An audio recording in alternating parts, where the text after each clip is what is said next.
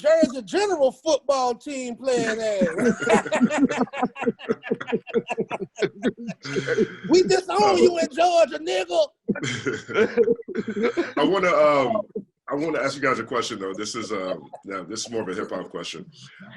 Are you guys still as passionate about hip hop as you were 25 years ago?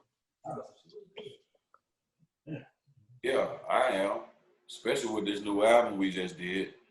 I mean, we definitely pushed the envelope, you know what I'm saying, with this album. And we, you know what I'm saying, we challenged each other. You know what I mean? Just like, I mean, I think we made that shit a great ass masterpiece, you know what I mean? So now with that being said, it seemed like all our peers around us starting to drop records now. You know what I mean? So it seemed like hip hop got its groove back. You feel what I'm saying? So you know what I mean? I'm still kind of passionate about it, man. I still love it too. You know what I mean? So that's my take on it. I'm still fucking with it. Long way. I think I have moments. You know what I mean? Like I'm passionate about what is called and what is purposed us, what is sustained and maintained us. I'm passionate about my peers in that way. You know what I mean? Like to look to my left and right and all of my brothers I've been with, you know what I'm saying, like for 30 years, man, all surviving, looking good, feeling good, strong, healthy, you know what I'm saying, like willing and able. You know, I like that part of it. I like the fact that we kind of like defying laws of physics, that we're older. But you know, there's a difference between, you know, being old and being aged. You know what I'm saying? You feel me? Like, you know, you can, when you get old, you can just be old, goddamn. Sometimes you can age gracefully. You know what I mean? Like, you know, and I think we have. You know what I mean? Like, you know, and with age comes wisdom, and so we have to document, archive, and immortalize our ideals and some of the information that we do have with the opportunity that we do have, man. Because like, God forbid either one of us leave here, we leave with the wisdom. It's the total package, man. It all goes. You know what I'm saying? So if you don't leave a scroll, you know what I'm saying, you don't leave a time capsule, man, for the kids, man, shit, man. Like, you mean, like, you've done your own life an injustice, especially if you knew something, and you probably going straight to hell, man, for denying them that knowledge. You know what I'm saying? You can't know some shit and don't say something about it, man. You got to say something about it, man. You got to talk about it. That's where we all at. You know what I'm saying? Like, that's where we all at. And that's how you gonna judge people. Judge people not by the color of their skin, but by the content of their character. Look at the content of niggas' characters on their IG and see what the fuck they keep talking about, even in the pandemic. Some of that shit is so unnecessary and uncalled for, man. Like, come on, man. Put your like goddamn jewelry away for a moment, man. Like the shit up in Chicago, man. That shit uncalled for, man. Yeah. And that's what's so disheartening about that shit, Joe. We suffering through some type of pandemic, and you motherfuckers up there shooting babies. You know what I'm saying? What part of the game is that, man? That so shit is terrible, man.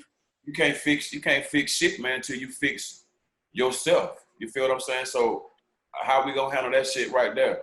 That shit been going on. Motherfucker been voting for a long time. You know what I'm saying? So the game battles up in Chicago been going on for a long time also. So what's up with that? You know what I mean? And listen, to all the comrades in Chicago, man, we ain't dissing y'all to disrespect y'all, man. We know that it's politics. You know what I'm saying? Like, all the way from the top floor of the building down to the basement, man, where the goddamn dumps is at. It's politics all throughout. We get that. You know what I'm saying? Like, you know, but my thing is, my disappointment with that is, man, it's so many real good souls, there's so many potential, like patriotic, you know, like brave hearts. I'm saying, you feel me? They get cut down, you know, not even in their prime. I'm saying, like, but in the permeating of a potential, like they just at a potential. You know what I'm saying? Like, and it take time to be great. So we get cut down so quick, man. Niggas ain't even long enough to be great. You know what I'm saying? You feel me? Like, you know what I'm saying? Like, and it's just like, damn.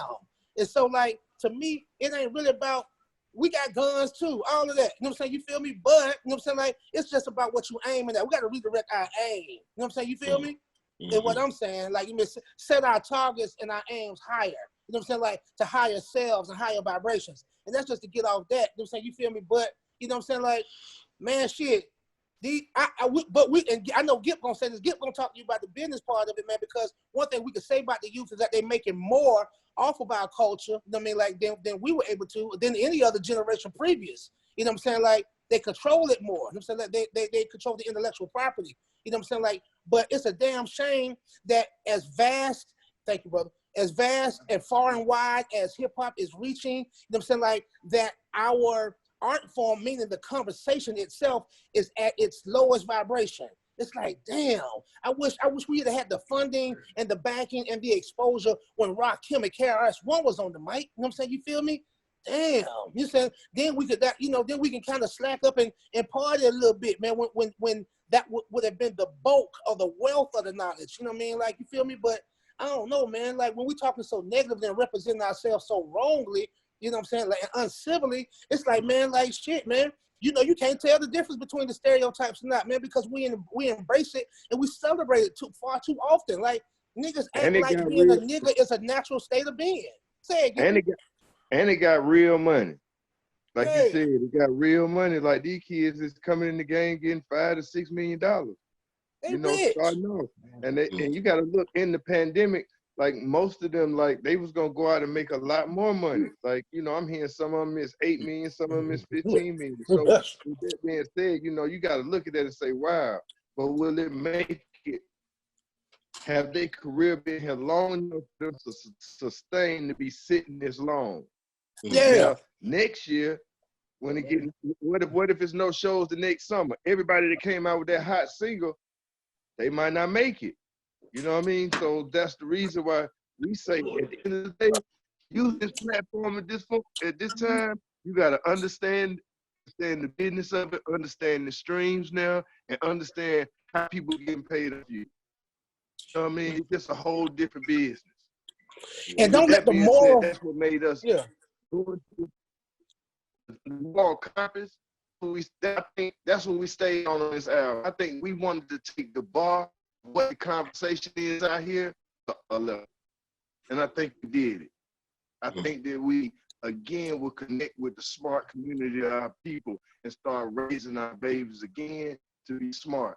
Because I think for 10 years now, they've been feeding nothing but a down spiral as far as our community, as far as school. He'll come back. You know what I'm saying? Yeah. And like we can't allow our moral fiber to just erode down to nothing, to just dilapidate into weather and be weakened. You know what I'm saying? It's like that's what's scary, man. We got children, man. We fathers, man. We fathers, husbands, parents, teachers, leaders, activists in our community. It's like shit, man. We gotta say something. And again, to all these young homies, they know us, man, because we outside in our city. And that's a fact. You know what I'm saying? Like, if they come to us and sit with us for wisdom or just to be in the company, you know, and share the space and feel the energy. You know what I mean? Like, you feel me? And get a feel and get a look, get a glimpse at something on and you, because we can actually describe in detail how we lasted this long. You know what I mean? Like, and hopefully a lot of these kids can adopt some of this ideology, man, and learn some of this behavior, you know, and we ain't here to compete with them and we ain't here to, you know, chastise them. Listen, like, we love them for what they did, especially our kids, you know, in Atlanta, Georgia, man. They killing shit. You know what I'm saying? Like, you know, our kids rich off the inheritance that we left for them. We show them how to get busy with it. So we love it as far as that's concerned. You know what I'm saying? You know, but we here to be the balance. You know what I'm saying? Like, you feel me? Like, no longer shall, you know, the bridge, the generational gap be unbridged, man, the way we can't go back and forth and see about each other, man. Like, we coming back home, man. You know what I'm saying? Like, don't run from me and I ain't gonna run from you. I ain't scared of you. We did all this shit for you guys before you did it. You know what I mean? We ain't scared of each other. We can talk. We gonna tell you what's happening too. Shit, I might need you to loan me some money to with your little rich ass.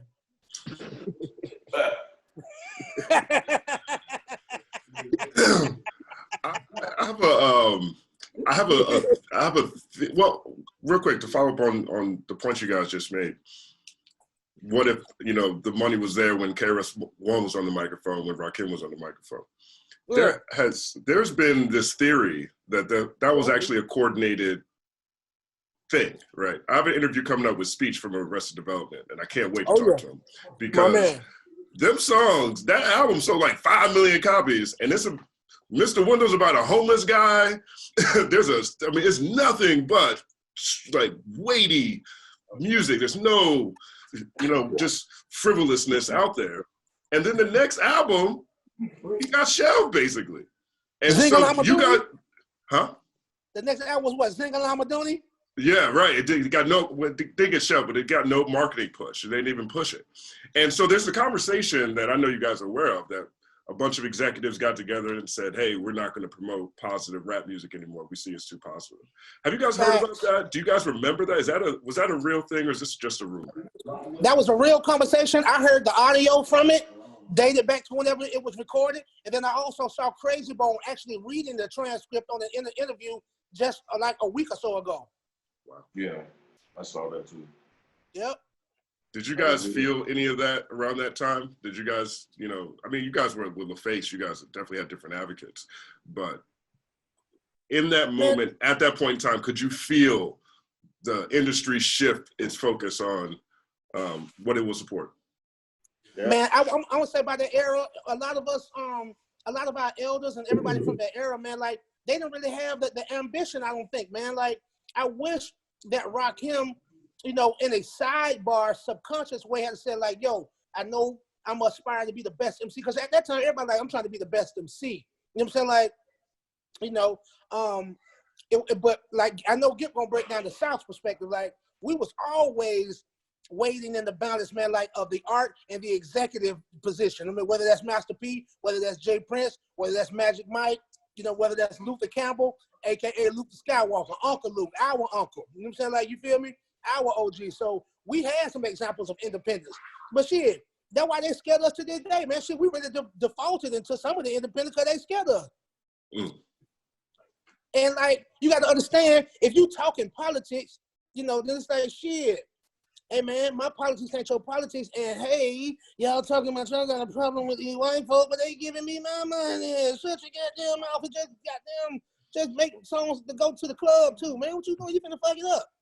You know what I'm saying? So they can't, and then his white parent company probably saying, hey man, what's up with your boys, man? Shit, that's how you feel about it? Oh, okay. I see you putting X amount of dollars in it. What you agree on? I mean, what's up? You want me to cut off my line to you? How you feel? You don't want to stand next to me? You don't like the way we doing business?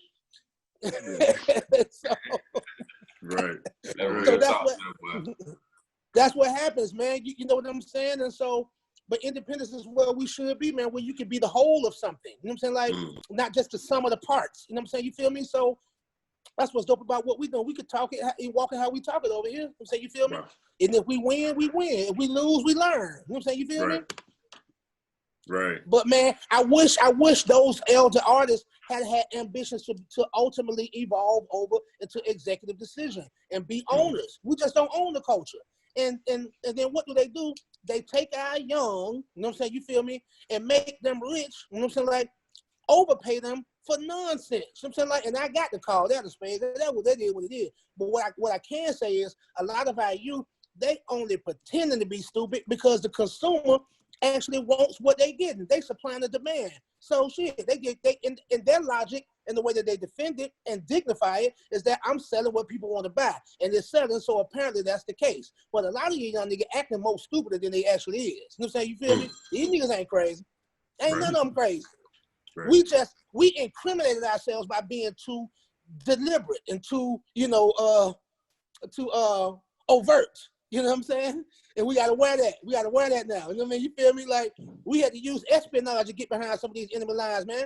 Shit, goddamn, I had a fake passport said Nas Barkley, man. That's how I got across the line with a fake ID.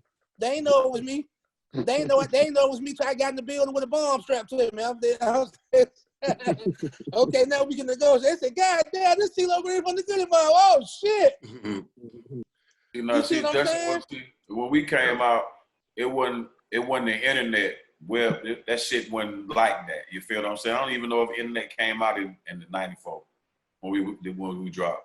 But now with the internet now, so now if you got something you want to say now, you can kind of slide it through now. But you see now what's going on with big tech right now. You feel what I'm saying? Them motherfuckers shutting the president tweets down. You know what I'm saying? Because of some shit he's saying. So they not only shut him down, they'll block other motherfuckers. You feel what I'm saying? So it's somebody that's a little bit more powerful out here that can still either shut your shit down or goddamn put a bullet in your head, one of the two. You know what I mean? So. Yep. Hey, Gil, I want you to speak on this, but I got one more point, Hunt. it's three things you got to consider. If it's got to be what you want to say, then it's also got to be about what people want to hear, then it's got to be about what people want to buy, because even wars need funding. Yeah, especially when you got a motherfucker playing both sides and sitting back in the skybox watching you kill each other. In the skybox. Yeah, that skybox right there. But shit, we got a whole bunch of love. That OG shit. I want to hear OG Gift speak on this one. I want to ask Hunt, what songs have you heard? What songs have you been able to absorb off what you've heard? I heard everything up to For My People. So I was halfway through For My People when we started the call. I think Pray for the Sheep is real strong. The Chuck D verse, I mean, that was special right there. That was a special moment right there. And that was a surprise to me. You know what I mean? Like, you just made that point about, imagine if the money was there when certain people had the microphone. That was one of those moments. And you Calm Before the Storm, I love. And then, what's the other one? No Cigar. No Cigar stood out to me too. Wow. Yeah. I'll rock with it. It's interesting because you have both Andre and Big Boy on here. Did you want them on the same track at one point, or you guys know each other well enough to know that that is a thing they talk about out loud? Or at least Andre talks about how not wanting to do a song with Big Boy. That's still weird to me, by the way. We were gonna take that one however we can get it. Drake could have just drew the album cover. I would have been happy with that. I got one of his hand-drawn joints he did out here at a pop-up shop in LA. Wow. Oh no, I meant that. Yeah. But on that tip, I do have a question because I have a theory, and I would love to get your guys' perspective on this theory. I got a couple theories. I put out a bunch of videos with HipHopDX. I was talking about Dungeon Family, Goodie Mob, Outkast, Andre at different points in time. And I think about the Source Awards in '95 a lot. And when the crowd started booing, I have a theory that they weren't really booing Outkast or Dungeon Family. I feel like they were booing either side not winning in that moment, because everything else that happened in that room was either Bad Boy was getting it or Death Row was getting it. And this was one of the big awards that neither got. When I look back at that, I wonder whether the audience was actually booing the South or they were just booing the fact that neither coast actually won that. They were booing the South. They were booing the South. Because you gotta understand that we were sitting in the audience also when Van and them were performing Tootsie Roll. We were still sitting in the audience and how they was reacting to that. Also at the same time, I remember Lyrics of the Year, and I remember it was Big Mike and Biggie was in that category. And when they said Big Mike's name, I just remember them just booing, and I was like, damn, like everything that's South, they don't, at that time, I gotta say this too, Hunt. I gotta say this. At that time, that was the first time that all of us had ever seen each other in the flesh. So all of us had that young testosterone. All of us was on out there, and it was a lot going on. But at the same time, too, you got to remember Goodie Mob got banned our first single from MTV. So for us, that was like, wow, that was like a double, like for me personally as an artist. You know what I mean? It was like, we got booed up there. Then we came back home. They put the battery in our back. We came back home, did a dope album. And the first time we hear it's like MTV band job. Like, I was like, damn. Like, first time we went to New York to speak at Harvard, to speak about our album that was banned off MTV. So why was the song banned? Man, they took out a lot of T-Mo verse. They just felt like we were racist. They felt like the song was racist at the time. So I believe just a lot of that imaging. You know what I mean? I believe that, groups like Native Tongue, like, I grew up on, Flavor Unit. I'm talking about Lakim Shabazz. I'm talking about King's Son. Anybody who was doing, YZ. I'm the towel with the pot. I used to love all that stuff. You know what I mean? Like anything that was black. Laquan, now's the B's term. That whole black movement. Of course, De La Soul, Tribe, like Jungle Brothers. those are all of my favorites. I mean, it's like, so that era in hip hop. And so therefore they were dealing with consciousness, but it was non-threatening. You know what I'm saying? I believe that we had stumbled upon an imaging of some information that was completely unknown, you know what I mean, like, and almost like top secret. I'm saying, like, you know, behold the pale horse, of which we adopted the information from the book, William Cooper, you know what I'm saying? You know, to put that in a physical form and make that the video, not just mentioning it, you know what I'm saying, in the song, but a visualizer. You know what I mean? Like, that shit was, you know, I believe that was a scary sight. You know what I mean? Like, and that means we had tapped into a wealth of knowledge, like, you know, like that could become inheritance as it has. So like, you know, because now, as you see, cell therapy and Goodie Mob, that's the gift that keeps on giving. You know, people can refer back to it, and even mentioning a lot of the young homies who come after us or shortly behind us, you know, how they've made, you know, transitions over into the political realm and speak very civilly and articulately, and actually are making some powerful moves locally and otherwise. You know, you still can't find that representation in the music itself. You know what I'm saying? So, you know what I mean? Like, so that's one thing with us. I'm saying, like, some people dignify selling dope if they open up a gymnasium. You know what I'm saying? Like, or build a basketball court, or fun, you know, whatever. You see what I'm saying? So that's kind of the conflict to me, and that's what's special about us. We put it all out there, man. In spite of our face, man, like, we put our nose to the grind in spite of our face. And honestly, it was very innocent and maybe a little naive. I didn't really realize it was that powerful. You know what I'm saying? Like, you feel me? Because it wasn't like we just woke up in the middle of the night with an epiphany that we all shared at the same time. We read a book. You know what I'm saying? You feel me? We adopted the knowledge and we implicated it. You know, hey, that's even breaking news. They need to put that shit on TMZ. Niggas read a book. You know what I'm saying? You feel me? You know what I'm saying? And we did. You know what I'm saying? You feel me? And that was really how simple that was. But I don't know, man. I'm feeling good. I'm hot, man. Hey, brothers, y'all don't mind me being a little hot on the topic, do you? No, hey, man. I don't remember reading Pale the White Horse. I don't remember reading it. I don't think I did. I wasn't really into books like that. I think I was a visual person. Yeah, Timo said y'all got the information from Rockin' with Sam them and got the that DVD. Yeah, it was something that we seen on a VHS tape, VCR I tape. seen it. That's all that old Steve Coakley and all that good stuff. True that. I was up on that, but definitely, well, to just expound on that, y'all, just for clarification, the Behold the Pale Horse was a book given us by Busta Rhymes, Mr. Hunt. And yeah, that book got passed around the dungeon, all of those who was living there. I know Joe lived over there periodically from time to time. So did I. I would stay over there for weeks at a time. I think like it was just some shit coming from niggas from Atlanta, Georgia. You know what I'm saying? They're really kind of scared motherfuckers at the end of the day.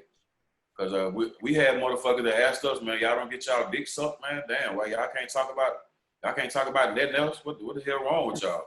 That's true. I remember that. Like, well, I mean, we just don't choose. We ain't Luke. God damn it. You know what I'm saying? We the Goodie Mob. This is what we do. You know what I mean? We mix some of this with some of that. You know what I mean? Like, our whole album went New World Order, every goddamn song. You know what I mean? It was just us observing our surroundings, man. You know what I'm saying? Being in our 20s. You know what I mean? What the fuck was our thought process at the age 26 or the age 24 or age 22? This was our thought process, and shit, we just happened to be blessed and honored to put that shit on some music behind some organized noise, some like-minded brothers, our peers, you know what I mean? They just gave us the goddamn the track, man, to do what we had to do. And L.A. Reid trusted organized noise, and shit, we made a big splash, man. You know what I'm saying? From Atlanta, Georgia. You feel me? Hey, Joey, you right. I was just about to say that too. What you just said, man. You right. That's a good point to say. We from Atlanta, Georgia, because right. You know it's quoted that the Honorable Elijah Muhammad once said, "Once a black man rises in the South, look toward the sky." Mm-hmm. Am I right, Mr. Hunt? Are you familiar with that? 100%. 100%, actually. You know, I've been doing some work with Barry Hankerson recently, and hey, that's my uncle. Yeah, he's got a wealth. I mean, just the stuff that he shares, his perspective is just like, I feel so tall and so small at the same time. You know what I'm saying? Just like in the most positive sense. And oh yeah, he's a godfather. yeah, he talks a lot about, you know, his relationship with the minister, and he actually is the one who shared that with me for the first time. So ain't that something? So look yeah. at what's happening. And for some reason, that's why it seems like we in the end of the world. Shit, got there because boy, if they ain't woke around here in Atlanta, Georgia, but I don't know what you call it. Mm-hmm. We woke. Everybody woke. Yeah, But everybody woke now. But come on, man. We talk about music, man. Mr. Hunt, did you call? What are you doing? This is what I do, man. Look, you said about music, Mr. Hunt. You said it first. The first thing you said was like, you know, hip hop music is political, and my angles with stuff is looking at life through the lens of hip hop. You know, I start with the music, hear what the artists are talking about, and let's talk about life past that point, because that to me is where the connection always lives. I walk around, you know, I'll go to the gym or I'll go play basketball, I go to the movies, and I have like these quotes or these lyrics from these songs that represent my life. And to me, I think that's the connection that binds us all. So I learned that you could talk about anything if you start with rap. You can't really just walk up to people and ask them about reparations.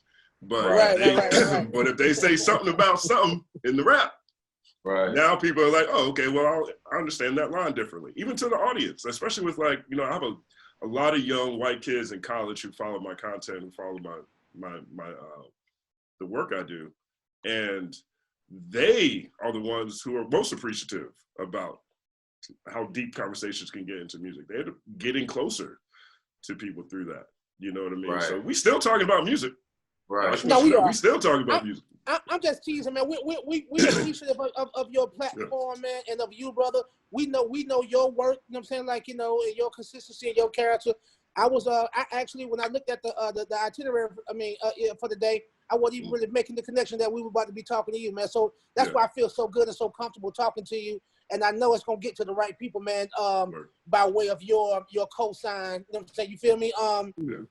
And so, but no, definitely, man. Like Goodie Mob, bro. And we don't mind showing you that we dynamic, man. We laugh and joke, and you know we make light of certain things, man. We human, man. You know, so like we just trying to do the best we can, man, with what we got, man. You know, like we all together.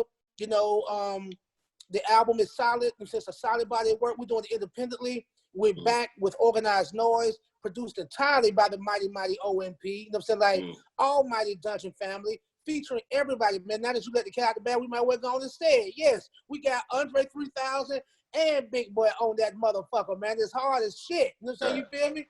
You know what I mean? Like, ain't nobody fucking with that. Ain't nobody fucking with us ever. You know what I'm saying? Like, we one of the best large collectors to do it, if not the best. You know what I'm saying? Like, I be hearing everybody else on the fucking podcast, everybody talking that shit, talking loud about what the fuck they doing and shit like that. I'm gonna start talking loud too, you niggas. I'm tired of being modest about this shit, man. We one of the best motherfuckers that ever did it, all us. You know what I'm saying? You feel me? And I'm letting it be known, man. I don't know if we live or what. You know, I don't know if you gonna edit this shit or not, man. Fuck Herschel Walker. I don't know exactly what he did, but I'm going on what my nigga Timo say, man. So fuck him. If I see him, I'm gonna beat his goddamn 5,000 push-up doing ass. I'm kidding, Herschel Walker. You know we love you. We love you. We just need to talk about what we doing because we don't understand. I'm sorry, Herschel. If you hear this, man, I love you. I still love you. I have another music question though. All right. And so this is looking at the Dungeon family culture. I did a piece about Future a couple years back, and Rico Wade was in it. And so when I was talking to Rico, we were talking about a lot of the different documentaries that came out about Dungeon family, et cetera, all the incredible music that came out of the Dungeon. And at that point in time, people were upset about mumble rap. They didn't like mumble rap. They were, you know, deriding it all the time. And so Future had such a huge impact on that style.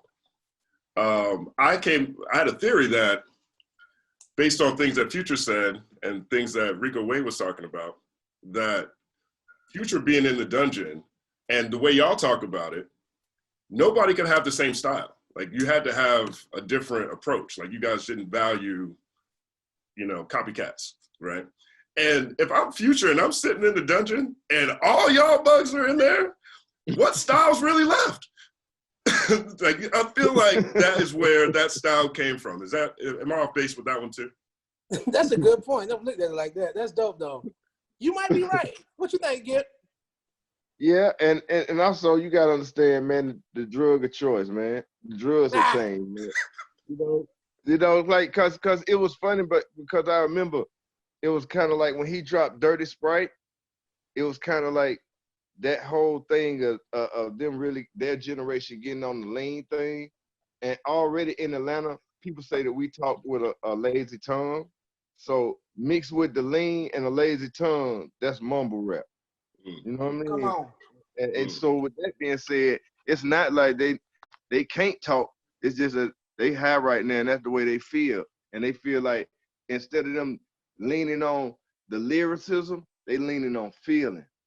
You know what I mean? So with feeling, you got to understand, that's why some people, it's always going to be a battle between who the best pop, this, that, and the other. Because at the end of the day, some people love pop because you feel pop. Some people might like Jay because his lyrics. Somebody like Big because his lyrics. But most people love pop because of the way he made you feel. And to me, sometimes the feeling beats the lyrics.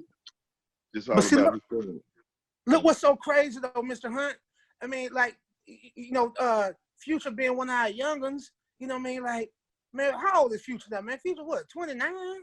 Yeah. Something like that? Yeah. Man, look at this. Think about this, Mr. Hunt. I was 18 in 1995 when we did Soul Food. I was young. We always young, right? So, and look what we did. We didn't know that we were going to be forefathers to a genre, or, you know, we didn't really know exactly, you know, saying what was planned for us, man. But we stood in it. We stood in it. You know what I'm saying? Like we embodied it once we became, you know, more self-aware. You know what I'm saying? Like not self-absorbed, but self-aware. You know what I'm saying? You know. So even Future, him being the son of the dungeon, it's like at 29, he's already fathered a generation. Like he damn near old school to a whole bunch of youngers that come from him. And that's what's so crazy, man. Like, I mean, damn, the OG is getting younger and younger, boy, because he'll double O at this point with everything he's contributed. You know what I'm saying? Like, and they're gonna love him because that style made it more feasible, made it more palatable, made rap, you know what I'm saying, like the you know, the boundary line between rap and real life made it more accessible. You know what I mean? Like, because sometimes, you know, talent excludes and talent alienates. When you got a talent to do something in particular, something specific, nobody else has that talent, you know, they can marvel at you. They can be like, wow, that's awesome. But, you know, it doesn't necessarily inspire. It inspires awe.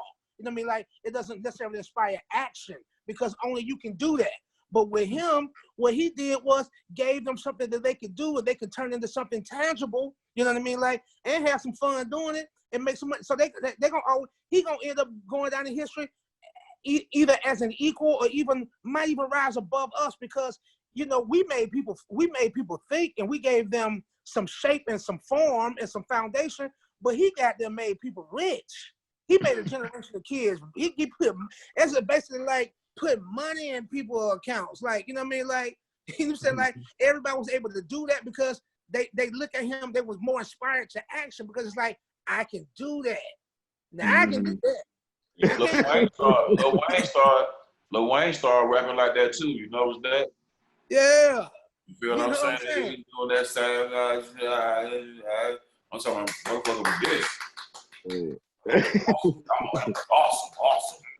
So I mean, you know what I mean?